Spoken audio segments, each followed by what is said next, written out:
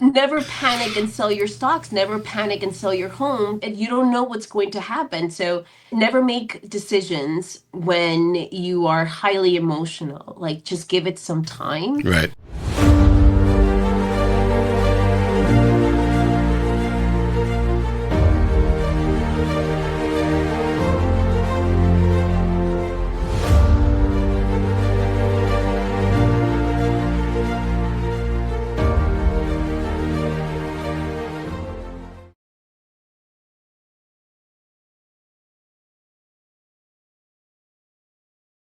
Hey, welcome back to the Real Estate Excellence Podcast. There are leaders who manage, and then there are those who truly transform, people who step into traditional systems and reimagine them from the inside out. Today's guest is one of those rare visionaries. She's navigated one of the most competitive real estate markets in the world, guided a legacy firm through a pivotal acquisition, and introduced bold, forward-thinking strategies to treat agents not just as salespeople, but as valued clients. From implementing cutting-edge platforms and launching initiatives that empower women in real estate, her impact goes far beyond operations. It's cultural, it's generational, it's deeply personal for the agents she mentors and supports. She's a Crane's notable real estate leader, a RSM Media newsmaker, and one of Housing Wire's Women of Influence, and she's here to share how she leads with both heart and strategy. Let's welcome to the Real Estate Excellence Podcast, Kevelyn Guzman. Thank you. Welcome. Thank you so much for having me. Delighted to be here. Yeah, appreciate you coming on and your team reaching out, because I really think the listeners, they match this up well, because I think this is going to be, I'm going to go deep on some of the questions, and you have so many things that we could probably talk about for hours and hours, but we'll try to keep this to 60 minutes here on you. But Kevin, I always want to get a little background so the agents that might be listening can kind of resonate a little bit with you. Tell us a little about young Kevelyn and what, 18, 19, 20 years old, and then were you a visionary into real estate, or when did you actually eventually start to think about going into real estate? So I'm a native New Yorker. So I'm born and raised in Manhattan. Mm-hmm. I graduated college and I directly went into Wall Street. I was in Wall Street for a couple of years, and I quickly realized after year 4 that I actually really enjoy people. I was in a department where I didn't get to really be creative or get to really just talk and socialize with other people. And I realized quickly that while I love numbers, I didn't want numbers to be my life. Mm-hmm. And I felt excited when I most around people and being able to be creative. And so in around 2007, 6, I think it was, I moved over to a small real estate firm in Midtown. And 2008 came around, the market crashed, Mm-hmm. and they closed their door, like many small real estate firms in New York City. I then happened to move over to Warburg Realty at the time, only for them to have to close 3 of their offices. So I don't know if I was bringing that along, that energy with me of companies closing and offices closing, or Right. what, but it was becoming a trend. And so I moved over to Warburg, and I never left. I never left. I've been here 18 years. I got on the life train, and I never got off. Now, if I read correctly, obviously a lot of my listeners are here in Florida, not all of them, but I'm sure we'll pick up some new when we post your show, because I know you will listen in. But from what I understand, Warburg is like a 100-year-old real estate brokerage. Is that correct?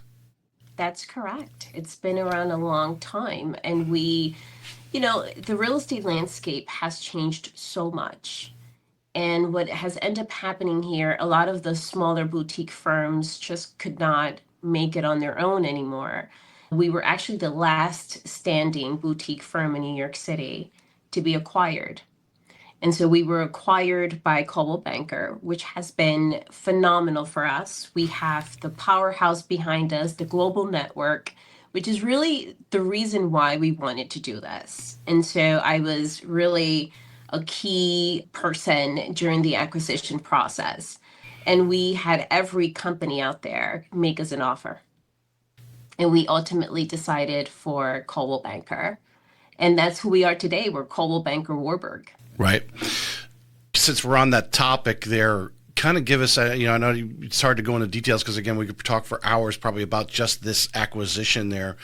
But when you're out there, entertaining these large companies and, obviously then backdrop is New York City, everyone, that's the biggest show, right? And you got this 100-year-old brokerage, which does things their way, I would imagine, right? I mean, I imagine there's a little bit of change. Obviously, someone like you coming in and guiding them through, but now you've got to find a match to the Coldwell Bankers or the Engel and Volkers or the Compasses or whatever, the Keller Williams, whatever the big brokerages, to find what's going to match. What are some of the things that went through you, or I imagine there was probably a committee that was analyzing each of these different companies to make that the best match you could possibly? So for us, we had tried, when we were just Warburg, we had tried everything. We wanted that international backing, so we joined Forbes. We pretty much did what any small boutique firm would do, which is you partner with someone that has the global backing. And those partnerships really didn't end up meaning anything.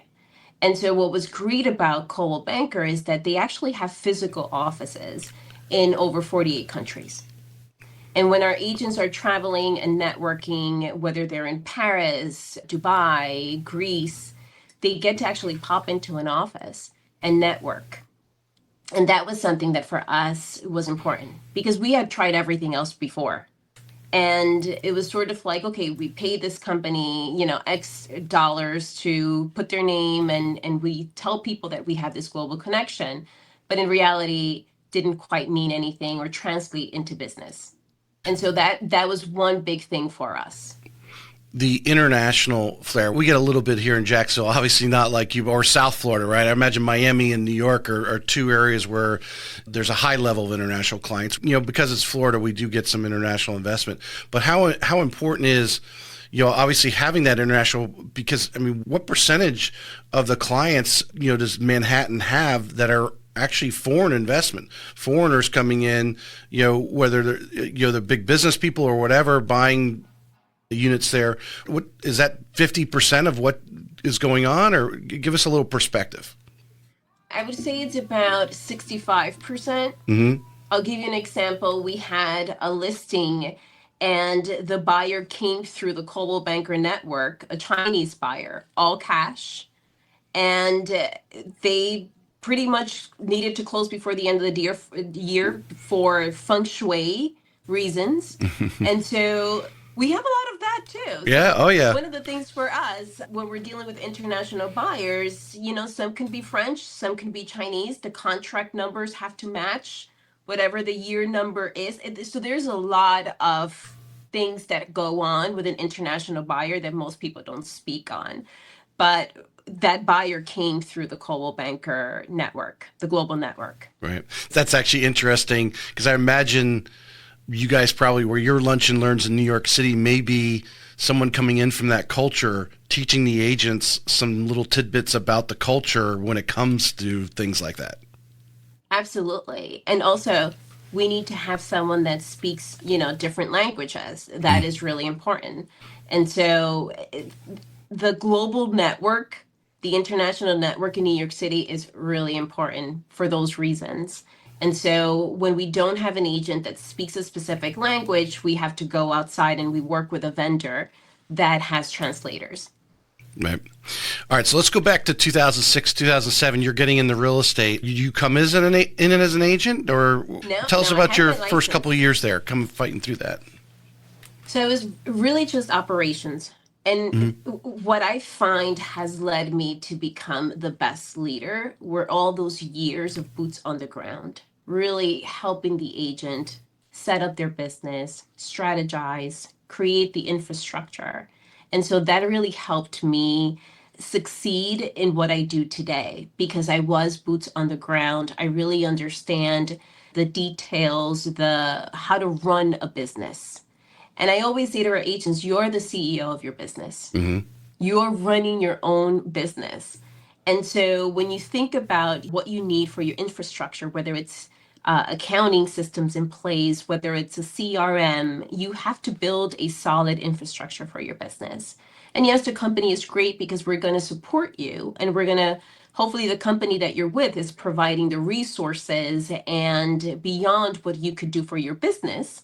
But at the end of the day, you have to put things in place as a CEO to make sure that you succeed because you are the CEO of your business. And so that allowed me to be able to support the agents in that way. So I imagine that's developed over time, obviously, and then obviously, seasons change, right? Markets change, and you have to evolve to what's going on. You're coming in. What are some things that in the last almost 20 years now, you've been doing it, but kind of you found unique about going from Wall Street coming to real estate, about the business that maybe you didn't know before you got into the real estate industry? So I've always known that real estate is a relationship business, but I never really understood how important that relationship is. So in finance, it's all about the numbers, right? You put it on a spreadsheet and the numbers tell the story. But with real estate, the relationship that you're building, that you're cultivating, that doesn't happen overnight, right? This is years of cultivating these relationships and the importance of staying in front of your sphere. That is one thing that I learned over the years. And that how do you nurture those relationships? That is something I didn't have in finance because again it's really about the numbers and just got to make sure it all adds up and it makes sense, right, to the person looking at it. The logic But when part, you're yeah. dealing with right, when you're dealing with personalities and you're dealing with different backgrounds, it's a little complicated, right? You're not going to appeal to everyone, but authenticity is the word that always comes to mind, being your authentic self. And when you are that, you're able to build those relationships in a way that is meaningful for your buyers and your sellers. And that is something that I had to learn over the years. I would imagine, you in a lot of cases, a lot of the purchases going on in Manhattan, sometimes you're not even, I would imagine you're not even dealing with the actual buyer. You're dealing with some surrogate that they've sent out to go take care of this. When working in your experience, working with these agents, coaching and mentoring them on them, because obviously we talked a little bit, a lot of this has to do with the psychology and the relationship.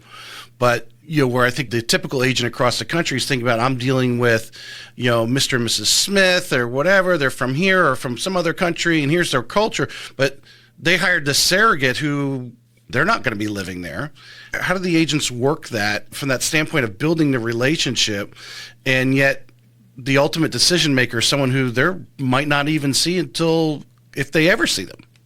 It happens all the time where you're having conversations and then all of a sudden this person walks in the room and you're like, well, I've never even met you before. Right. And you're here to tell me that the unit is overpriced and that, suddenly you don't want to, do certain things. It's complicated, but this is another reason why being an agent is not easy. And I know that people hear this, but not everybody understands the real job of an agent, that it's not just opening a door, right? An agent serves as a psychologist. An Mm-hmm. agent is, an attorney. An agent, pretty much Consultant, everything. yes. Yes. Interior Yes. designer, amongst I other. have had agents that are dealing with maybe someone that's getting divorced Mm-hmm. and they serve as someone that is, the shoulder to cry on. It literally, you are the everything person. And when people think of the commission an agent gets, they're like, well, they get paid to do nothing. And nobody really sees what actually goes on when it comes to a transaction. I have agents that are changing light bulbs, that are killing the cockroaches, that are, making the bed, that are, serving as a psychologist. Like they are doing it all. Yeah. And that's the part that people don't see. And so when you have someone that pops in that hasn't been part of the transaction to make a decision, that just adds to it. Yeah. So what do I say to our agents, right?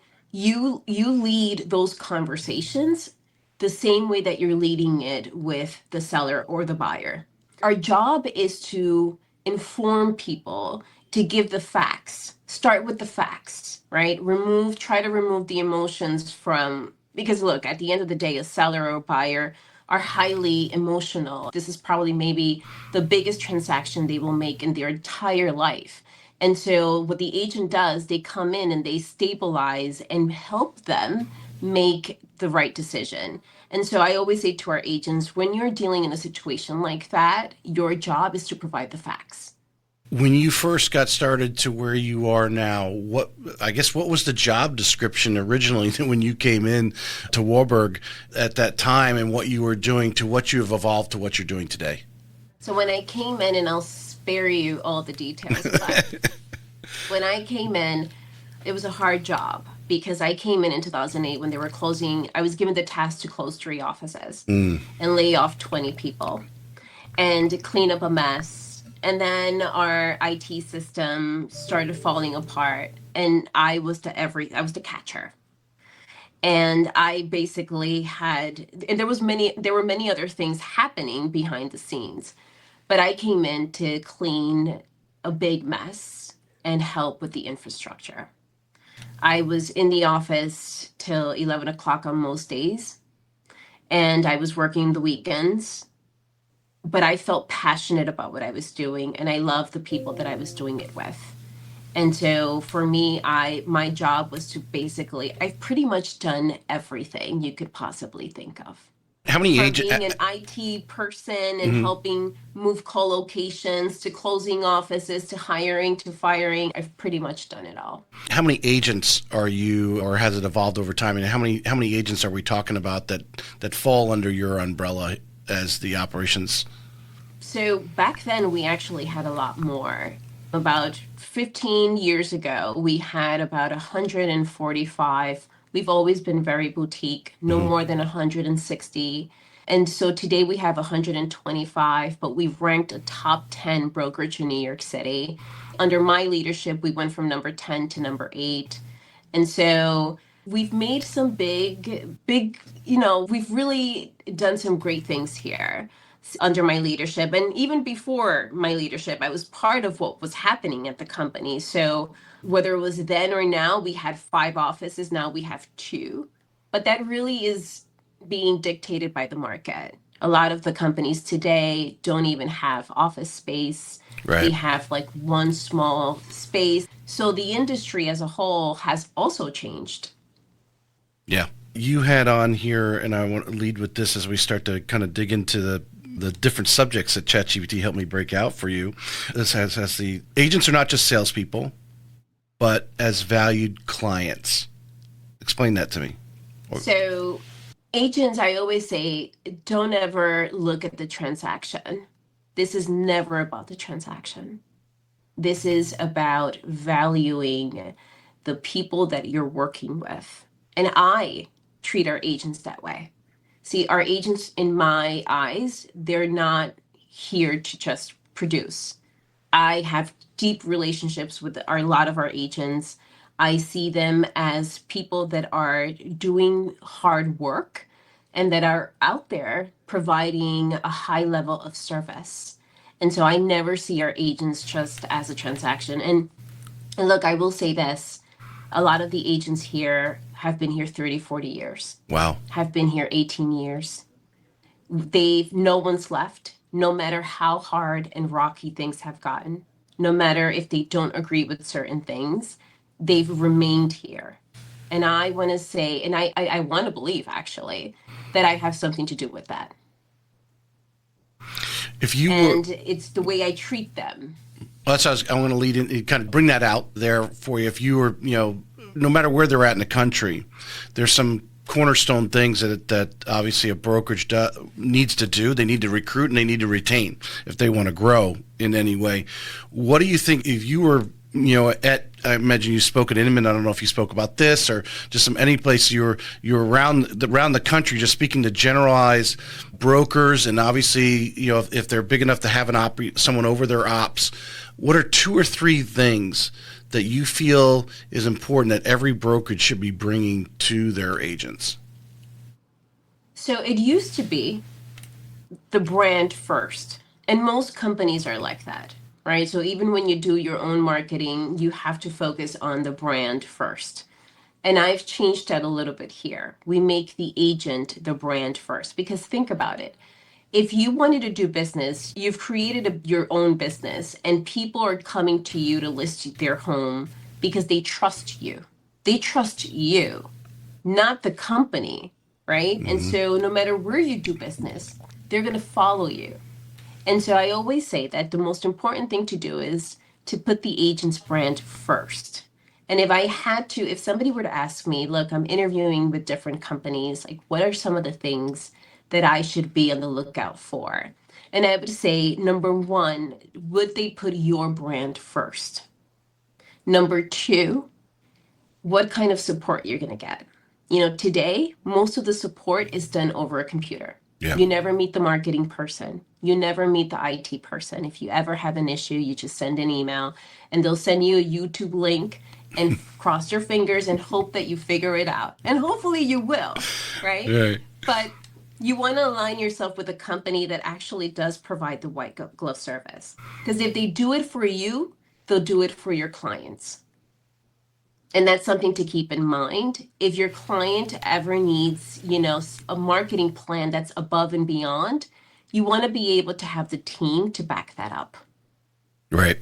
And then the third thing I would say to that is culture, right? Having a culture of collaboration, having colleagues that would be willing to help you price an apartment, have colleagues that would be willing to sit with you and share information. There are a lot of companies where other agents are sort of like, if I see you looking my desk, I will close my door. Like they really hold everything to their chest. Right. They're superstitious. They don't share and they don't collaborate. So having a culture of collaboration is also very important. Excellent. I got some topics here. We're going to talk about leadership and transformation. A little of this might overlap a little bit what we've kind of already preliminary talked about, but you've led one of Manhattan's legacy brokerages through major acquisition and into the Coldwell Banker network. What were the toughest truths you had to face during that transition, and how did you lead others through it? So I would say 2 big ones. Losing autonomy was a big one. So we went from being a small boutique firm that made decisions on the go to now having to ask for permission, right? So then you had the blue pencil department, the red pencil department, like the red pen department, right? And so getting used to all of that was a big deal for us. We went from, just calling downstairs and having somebody come up and fix something to having to go through an entire department to get somebody to do it for us. And so I think that it took us an entire year to really learn that process. Lots of acronyms, lots of teams.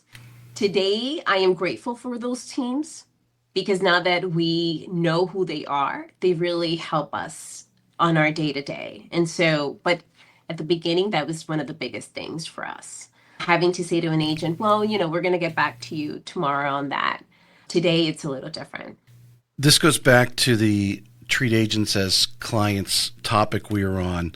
I want to dig a little deeper into what that looks like. I know some great brokerages around here that hit those topics that you mentioned, culture and so forth, but there's others who they're just not quite there. And I see people leave, come and go, that kind of thing. And I'm wondering, are they really sitting down and looking at what's going on? Because obviously retention is a big thing. And we see in this area that, and I think it's probably nationally, we see a lot of, these teams be created, new agent comes on the team, but the team can't grow unless they retain that agent. And then all of a sudden they start talking about splits because now the agent has a little bit of experience and they're gone.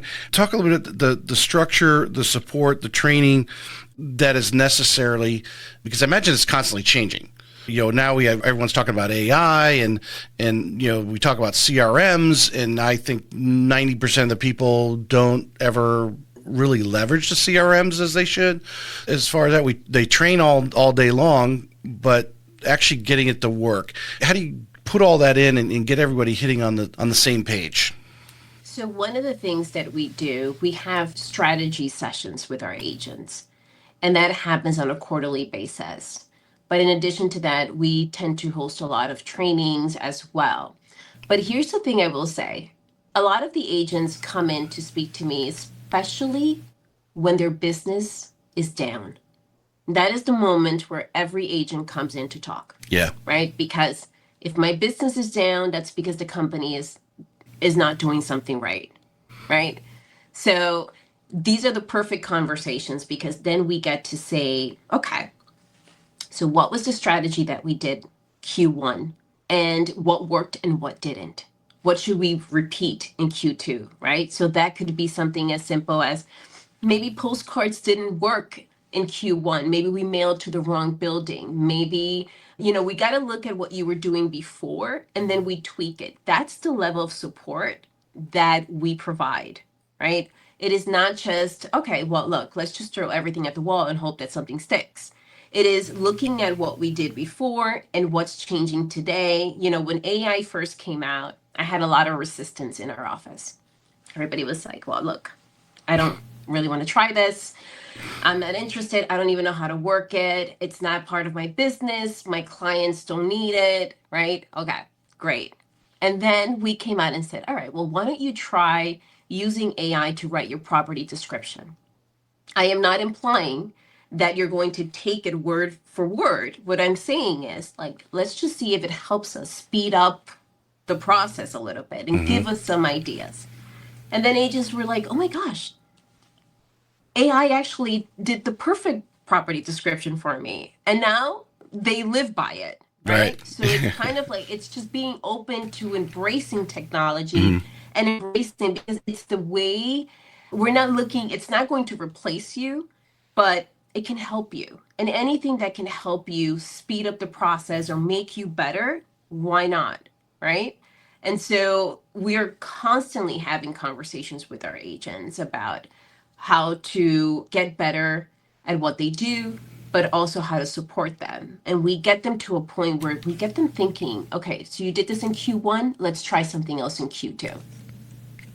And I think that is something that's lacking in a lot of firms. And I think you would agree with this. You've been in the business long enough to realize this, and it doesn't take to being in the business long enough to, if you're watching what's going on, is you are dealing with a bunch of individual business owners. As we mentioned, it's their 1099. It's their business that they're running. And each of them has a different personality. They're good at this, not so good at that. The other person is completely opposite. As the coach, mentor, as the leader to obviously move this massive I think you said 125 agents right now, or move this group of agents in the same direction with a bunch of different personalities, because their marketing is different, or how they want to market. I imagine some like to sit there and cold call. The others, like to do the postcards. Whatever it is, it's a little bit different. How do you help them discover those things that are, the things they like to do and obviously successful at? I'll give you an example. It's like social media. I have agents that don't even have social media, would never do it, would never even think about it. And every time I mention social media, they're kind of like, okay, well, I'm not even going to listen to you. I lose them, right? So for them, we create a different strategy. We'll create maybe an ad on the Wall Street Journal, right? We always find different things to do for people. I have agents that I've recruited that have come in and were heavy on the cold calling. And then I have other agents that saw that and were like, what are they doing? Who are they calling? And why Hmm. would they cold call, right? Because that's not their style. And that's okay. That's okay. There's something for everyone. We just have to, what we do is figure out what works for each agent, right? There are agents that are phenomenal at cold calling. I have an agent that has closed a ton of deals just from cold calling. And I have agents that have also closed a lot of deals from just her sphere, right? Just people, repeat business. She Right. does business in her sleep. So she's not on social media. And so it won't work for everyone. Every personality is different. I have people that I've said to them, well, you might want to do some videos for social media. I could never get in front of a camera. So with so many different personalities, you really have to figure out what works for each one. Yeah. Just for the agents that are listening right now, how important it is, or do you feel it is, for them to discover what that sweet spot is in their real estate career? Because I think a lot of agents, they're really only looking 60, 90 days out. They're not really saying, okay, I'm in this for the long haul. So here's some things I need to do for the long play, but by also doing some things for immediate business. But, to go back to that topic of what their favorite marketing, that's a successful marketing came, how important it is for new agents to find that, to get with a mentor like yourself and start and try to discover what that is that works for them and find it as quickly as possible to get their career off to a great start. So I always say two things. Whatever you're doing in Q4 is for Q1 next year. If you are currently working for Q4 and trying to generate business in Q4, you're late, Right. right? And so whatever we're doing in Q4, whether that was a different marketing strategy, and a marketing strategy could be postcards, could be connecting with your sphere, whatever that is, you have to start that Q2, Q3 for Q4. And so we try to develop these plans with agents in advance. Right. And we try to always sit with them and figure out ways to get to think, for Q2 possibly. But you don't know if something doesn't work for you unless you try it. You've got to try it all. And then you decide whether or not you like it. I'll give you an example. And I'll go back to social media because that is it's free marketing, yet Right. no one really capitalizes on it. And I'll say to someone, you know what, just create a schedule for yourself and maybe post twice a week, right? Here's the market report. I'm actually going to give you what to post. And if you're not posting it, if you're feeling like you're not connecting with your sphere in that way, start building it up. But most people give up when they don't see the instant gratification. If they don't find that it's, generating money in any way, and that's not what this is about, right? You have to slowly plant those seeds. You have to keep consistency. You have to keep working at it, and eventually you'll get there. I'll give you one other example, and then going back to social media. When I stepped into this role, we had about 2,900 followers. And people here were sort of like, well, social media is just like this bluff thing that everybody does, these young kids out there taking videos of everything. Right. I actually don't want them coming to my listing and taking videos when it's like free promotion. And so when I took over, I grew our social media platform from like 2,900 followers to 15,000, Wow. and very organic. And that is consistent with posting. When I recruit, we posted. When we host events, we posted. When we're doing training, we're posting. When our agents succeed, close, or rent, we posted. We are consistent, and we've created visibility not only for us, but for our agents. And that has inspired a lot of our agents that initially were sort of like, we're not interested in this, to now want to participate, and they're growing their followers, they're growing their social media presence. And that is like one piece of the larger puzzle, but it's a good example of what being consistent ends up doing. And I'll give you another one with social media. We've closed on sales, rentals, meaning we're getting business from what we're doing on social media. So if you stay consistent, you will ultimately get there. But you can't give up. You just have to keep trying. And your campaign seemed to be very reasonable, or what you were suggesting for the agents to post a couple times a week. Obviously, I imagine you have a staff there with you, or someone's in charge of it. So if they're putting something out there once a day, and obviously some of these things, obviously the reels I cut from the podcast, I post the same reel on all the platforms, from YouTube obviously to Instagram, which automatically puts it over to Facebook, and I even throw stuff on TikTok. I don't even follow it, but I just throw it on there. It can be repurposed in many different platforms, and if you're doing it consistently, and obviously with software today, you can actually load it and tell it to go out on a certain day and forget it. But And that's just one piece. That's yeah. social media. I always say to our agents, okay, just join your community board. Do you love to play tennis? Join your tennis club, right? That's a great way to network and, build that sphere. If you're a mom, join the PTA. Like there are a lot of different communities that agents can join to help them not only network but expand their business. It's social media is one piece that can help, right? Because everybody's on social media, but also join your community. Go to networking events. Like, I am always putting networking events out there, putting people together. And the reason to do that is to help them connect with a group of people that they never would have thought of maybe even reaching out to. And so I've had business transactions happen in rooms where I've put people together. Right. So it is beyond just social media. It is also joining community events and being a part of something that you're interested and passionate about. You as the operation, you as Coldwell Banker Warburg, you're putting those on, but agents should be doing their own little things, whether it's cook out and have a few friends over in the neighborhood if they're in that kind of thing on a regular basis. There was a gentleman I heard speak a couple years ago, and it was really interesting. He was talking about how he got his real estate career going, and he was Taco Tuesday. He had Taco Tuesday at his house every Tuesday night, but the rule was, he told what the family was, we were going to have a different guest every Tuesday. And that's and he created obviously relationships, and obviously to me those are, then you send that billboard out there, right? You let it fly, and hopefully they're going to refer you to somebody.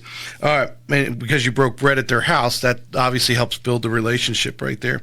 All right, here's a question here for you. In a market as competitive as Manhattan, what makes an agent stay, and what do brokerages often get wrong about retention and loyalty?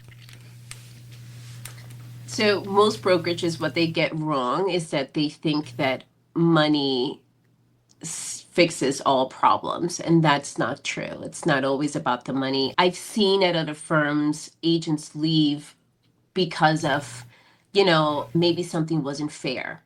Maybe they didn't get the support that they needed. There are many factors. Sometimes also agents leave because they think that their business is not doing well, and it's because of the company they're with.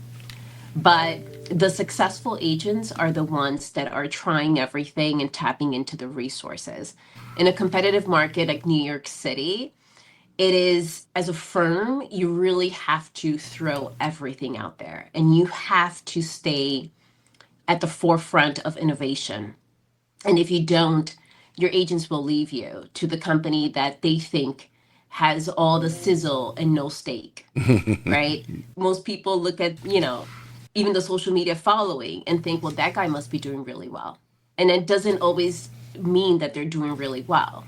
And so you have to stick with the company that you feel can support you. And yes, great, the money has to always match as well, but you have to find the perfect balance, and that's collaboration, because nobody wants to work in an environment where you feel like you can't collaborate, right? This is a business of relationship. Your relationship is not just with your buyers and your clients, it's also with the agents in your office and the brokerage community. I've oftentimes heard our agents working with another agent at another firm, and they're like, oh, but he's awful to work with, and I don't want to have to deal with this agent, and he's not ethical, and right. So your relationship is also with agents outside of your office and firm. It is, you have to maintain a good relationship outside of your firm as well. but it's important that the people that you sit next to would love to collaborate with you. I imagine if you've got an agent who's producing in New York City, as close proximity you are to everybody, they're trying to be picked off. Am I right? Oh, yeah. I would imagine. And it's so competitive out here. Our agents get phone calls, I would say, several times a week. It is nonstop. Every seller knows an agent. Everyone knows an agent in New York City. And so when you're pitching an exclusive, know that that seller is meeting with 5 other agents, and they're probably all of their friends as well. So it is highly competitive. So you always have to be thinking about things that will help you stand out and why you're different, right? You take a team of 20, it's always important to note that even though you're on your own and you don't have a team, the seller's always going to get you. Their seller's not going to get number 30 on the team. They're going to always have you. You're going to do the showings, you're going to do the open house, and that matters because you're the one they hired. Right.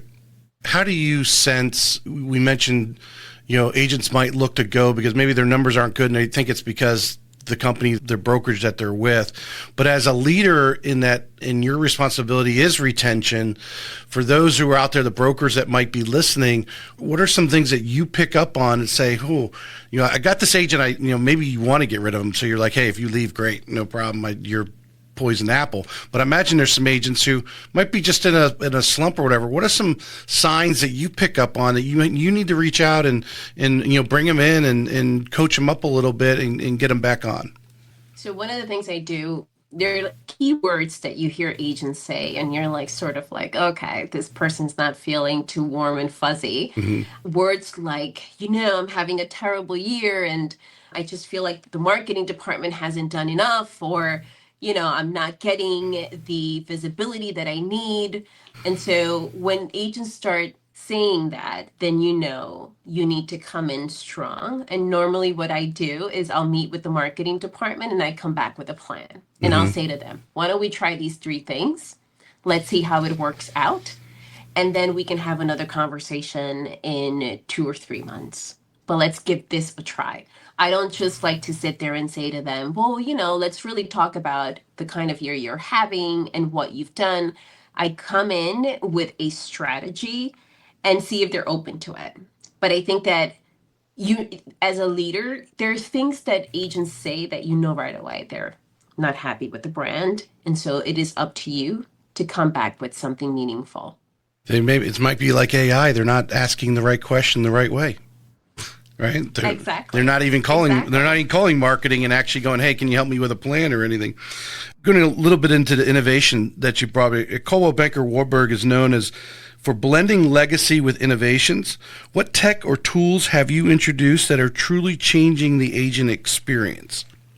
So some of the tools that we've really done a great job at introducing, we went from being a legacy firm that really had, Microsoft as the technology base, right? So it's just Outlook, and that's what you got. And when we were acquired, we got a set of tools that really helped us, like Listing Concierge. We have Revitalize, which is a concierge service that we provide to our sellers. We've given our agents more through the acquisition. And so I know everything there is to know from being a small boutique firm that really just offers the basics.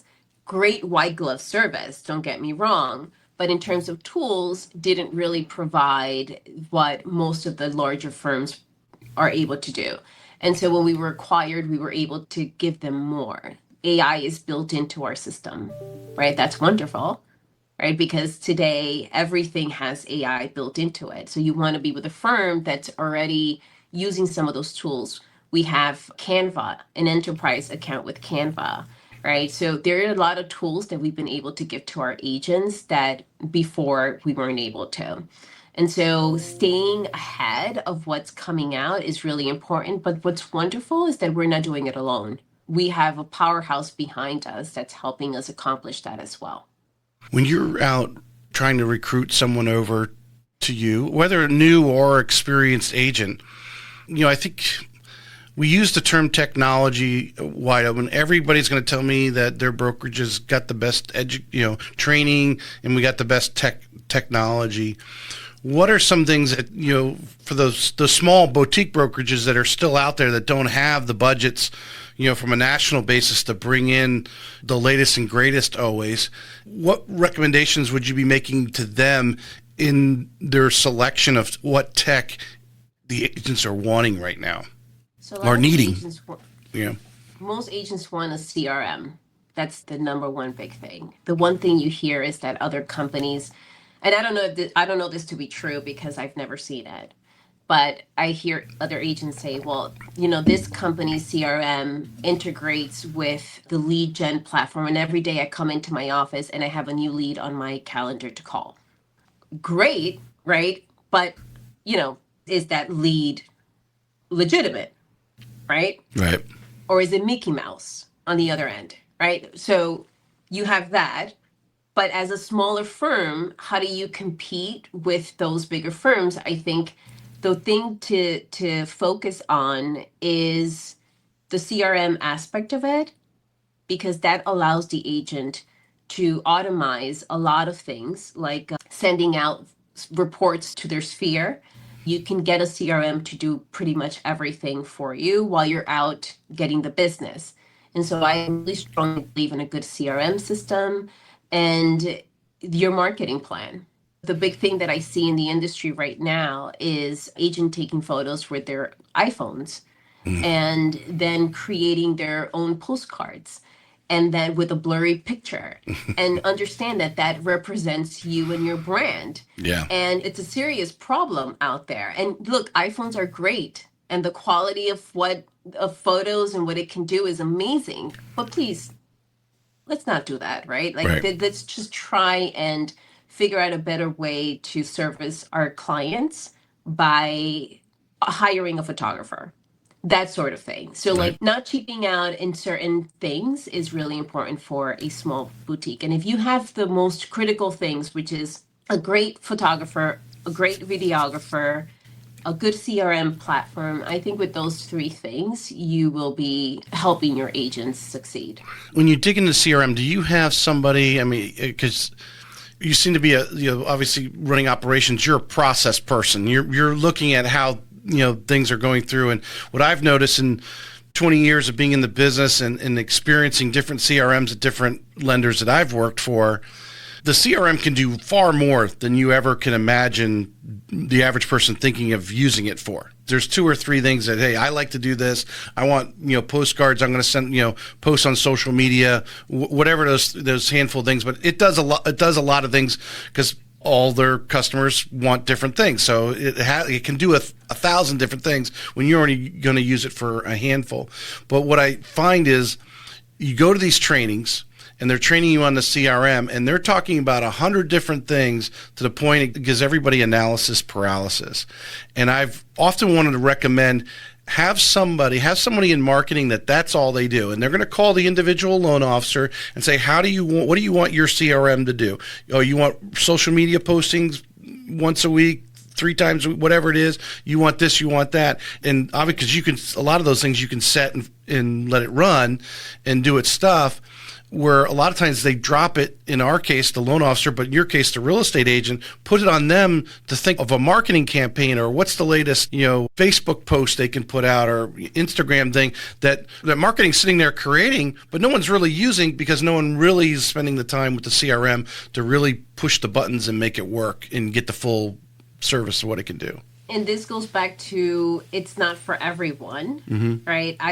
We've gotten enterprise accounts for so many different platforms, and we get accounts for 125 agents, yet only 5 use it, right? So it's not for everyone. I have agents so in our office here, we have a team, a transaction coordinator, we have a marketing department, we have someone that focuses on board packages. And so we have human beings here in our office that help you. So let's just say you will never use a CRM. You have our team that you can go to and they will create it for you. Because again, it's not for everyone. Right. We pride ourselves in the white glove service. At the end of the day, what's most important for us is that our agents are out there making deals. Right. Agents are not making deals if they're sitting in the office, right?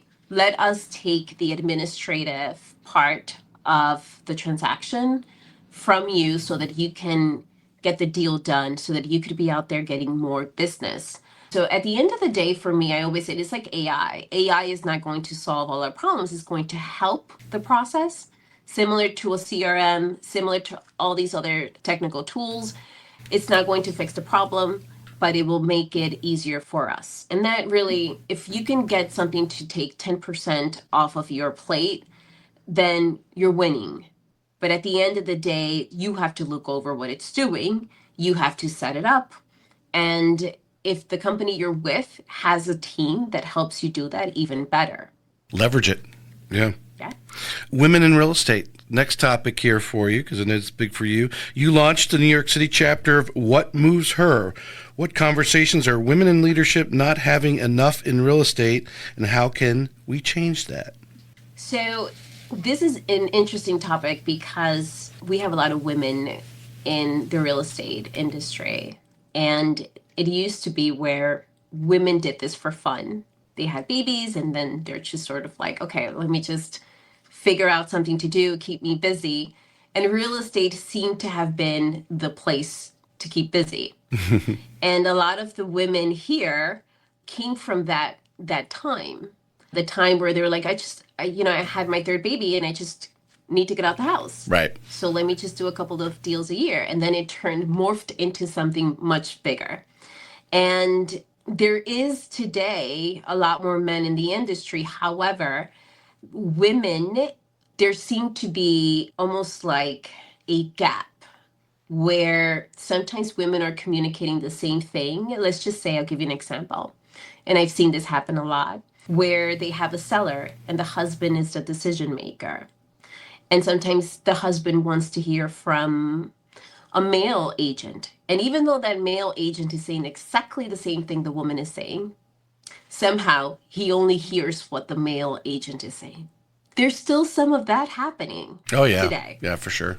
And so we have sellers that, when the husband is the decision maker, they want a male agent. And that's some of the challenges that we face today, which women have always faced, but it's still, you would think that so many years have passed by and that has gotten better, but it hasn't. How do you hand that ask me about- culturally? Because, I mean, obviously there's cultures that are like that. It's not just individuals. It's actually cultures that we know are like that. How do you navigate that? I'll add to that. It's not only cultures, but buildings in New York City. Right? Okay? There are buildings in New York City that are very much like that. And so when it comes to the culture, we used to do this thing. It's a personality test. And we used to give that to all the agents we hired. We wanted to see where they ranked in terms of certain characteristics, if they were more of an amiable personality. And so we always did that for agents. And I always tell our agents, you're doing the same to your seller, right? When you're walking in and you have that first phone call, you have to try and find as much information from them, like what's their background, and because that'll help you figure out whether or not you need to come in with a bigger team or you need to come in with, the sales director to help you lead that conversation. But it really is up to the agent when they have that first interaction to figure out what's going to work in that scenario. You've been named Woman of Influence and Notable Real Estate Leader. But what's one moment behind the scenes where you truly felt like you stepped into your own power? Well, that's a high-level question there. I've had a lot of those moments. Lots. I always say that one day I'm going to write a book. But when I stepped into my power, I wouldn't say it was recently. I went through a big change and within the company. And it was seeing the work that I had done over the years pay off in 1 minute. And that's when I really stepped into the power of the work that I have done over the years and see it play out in 1 second in the midst of chaos. What felt like big chaos, a public chaos. And I stepped in. I had no choice but to step into my power by just leaning into the things that I have done over the years and the level of support and encouragement I've given people over the years really helped me get through that. I want to wrap up here with, well, just a couple quick points. Obviously, from us down here in Florida, the news we're watching, you got a mayoral election coming. You're in real estate. I think Sirhan has come out and made some statements or gestured to other people that they said Sirhan said. I can't remember what it was, but people, obviously, New York is, they used to call, I grew up in Massachusetts, they used to call it Taxachusetts, which it still is, but obviously, the cost of living, the taxes, and then, what are you getting for all that? And obviously, Florida's benefited since COVID, but what are you seeing in the real estate market in 2026? It looks like, everyone feels obviously interest rates for those who need to finance are trending down. So that's a positive thing. I don't know how much that affects you. Here, we're probably at least 50% cash because we have a lot of people moving from northern states coming down and they're literally paying cash, which drives the Florida, obviously price point up because people can pay cash. What's your 26 real estate prediction? So I know that everybody's hoping that, one candidate wins over the other, so that everybody goes over to Florida. That's what we hear the most. It's like everybody's leaving New York City and headed to Florida. But I always say, if people are leaving and they're selling, someone's buying. Mm-hmm. And so at the end of the day, New York City is resilient. No matter who wins, we'll be okay. But if people are selling, then others will buy and move here. And so there's always an opportunity. But for 2026, it really also is going to depend a lot on what happens in 2 weeks. That really is going to dictate a lot of what's going to happen here in New York City in 2026. My hope is that the outcome, no matter what it is, for us, there's an opportunity. We do have issues around housing, but I hope that whoever wins, there is some kind of opportunity there. There's always opportunity in everything. But for 2026, depending on what happens in 2 weeks, my hope is that the candidate in that place really does some meaningful work to help, New York City. And overall, we don't know what's going to happen with interest rates, but the goal is that things start stabilizing a little bit more. We're still not at the place since COVID. We're still not stable enough. I feel like we're at the tail end, but there's still more to be done. Do you feel from that statement, obviously, the mayoral election in 2 weeks, the country's resilient, New York City, obviously, and you'll get through it, but there may be a period of shock, whatever you want to call it, just a lack of a better word, just this hesitancy, kind of like with Trump coming into office. I feel there's this, people are, what's going to happen? Oh my God, the news keeps talking about tariffs. The world's going to come to an end. And our news media talks out of both sides of their mouth about different things and really leaves the common person out there trying to make a decision in the middle and doesn't know which way to turn. Do you feel that we're kind of going through right now? So there's a lot of panic, right? So when the news broke that one candidate had as many voters as he did, there was a lot of panic. And I felt it in the streets. I felt it in my office. People are like, what are we going to do? Like, what's going to happen? I always say to people, never panic. It's like owning stocks, right? If you start selling, the minute you see it drop and you start selling, it's the worst move. You should be buying, actually. Right. Never panic and sell your stocks. Never panic and sell your home. And you don't know what's going to happen. So never make decisions when you are highly emotional. Like, just give it some time. Right. But there is a lot of that happening. There's panic with, the Compass Anywhere merger. There's panic with, the tariffs. There's always going to be panic. But really center yourself and just write it out. Yeah. It might not be as bad as people think. Yeah, I think the people selling probably were just looking for a reason to sell. They've kind of been thinking about, I want to move to Florida. I want to move to Florida. This is a good reason. I'm going to sell now. Right. I'll use that as an Right. excuse. Yeah, type of thing. But you're right. Somebody is going to move in there. You have so many accolades here. You actually recently, Inman Power Player, the RSM Media Newsmaker, Housing Wire Woman of Influence, Crane's New York Notable Real Estate Leader, Women Worth Watching. Obviously, your PR company reached out to me. Are you getting out there? Are you preparing to write a book? I mean, you've got obviously a great deal of experience in Manhattan, right? You can't, if $1 million listing, that's right, everybody in the country wants to watch. Although was talking to someone the other day, because I have a Ryan Serhant cutout I used at a event that we did, and they're like, "Who's that?" I'm like, "This is Ryan Serhant. $1 million listing. Everyone knows Ryan Serhant. You're in real estate, you don't know Ryan. Where you been?" So, but are you looking to do a book, or what's your goal? So I think eventually I will. Right now, I'm an Inman contributor. And I love writing for Inman. It is my favorite thing to do on Sundays. And I think for me, absolutely, eventually I will write a book. And I already have the outline in my head. So this is something that for me will eventually, I think, happen.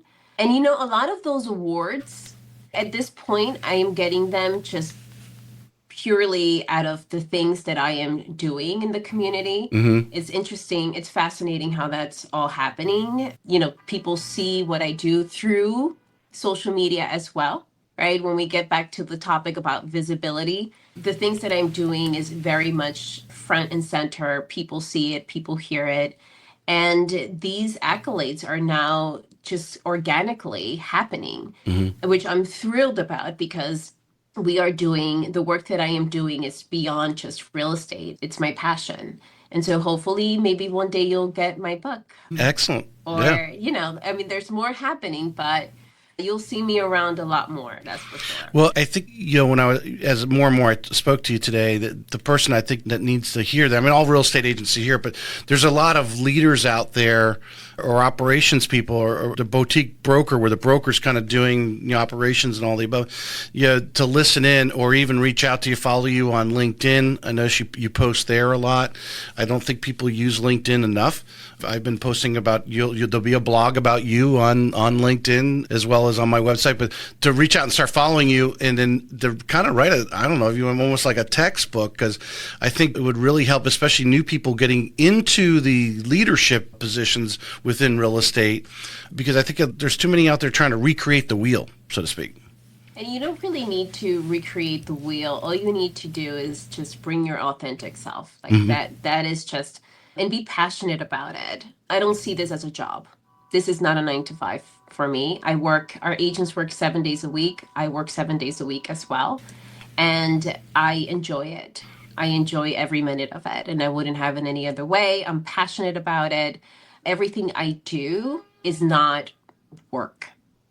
It is things that I am passionate, what moves her, everything I'm doing in terms of women empowerment, coaching, strategy, leading, all of it is stuff that I really enjoy doing. And when you enjoy what you do, it never feels like work. You want to do more. You just like, how can I do that again? Right? That's why I'm thinking about writing a book. And that's why I'm thinking about what's next. And I want to, I want more. Yeah. I don't know exactly what all the more is, but all I know is that I'm craving more.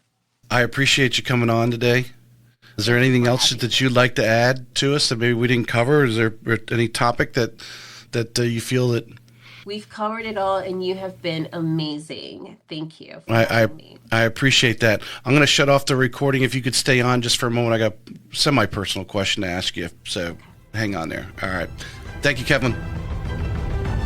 This may be it for today's episode of Real Estate Excellence, but we both know your pursuit of excellence doesn't stop here. To connect with the best of the best and really take your skills to the next level, join our community by visiting TracyHayesPodcast.com, where you'll meet more like-minded individuals looking to expand their inner circle and their personal experience. That's available at TracyHayesPodcast.com.